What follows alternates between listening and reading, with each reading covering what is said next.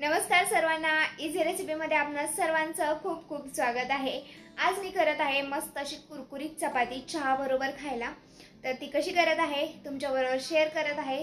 कुरकुरीत चपाती आपण करण्यासाठी मी इकडे रात्रीची जी उरलेली चपाती होती ती घेतलेली आहे।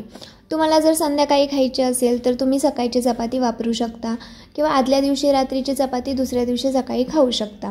कमी गॅस करायचा, कमी गॅसवरती तवा गरम करायला ठेवायचा आणि त्यावरती थोडंसं तूप टाकून आपल्याला ही खरपूस अशी भाजून घ्यायची आहे।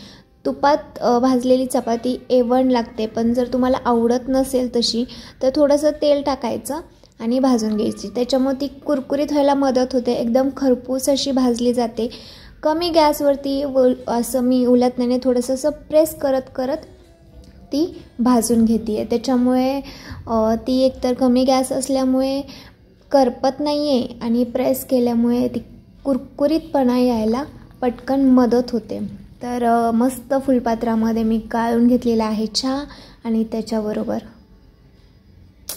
कुरकुरीत अशी चपाती A1 लागते। तुम्ही नक्की ट्राय करा, खूप टेस्टी लागते बनवायला। तर मी आता बनवूनच दाखवले तुम्हाला, किती सोपी आहे, मुलांनासुद्धा आवडेल, त्यामुळे ट्राय करायला हरकत नाही आहे।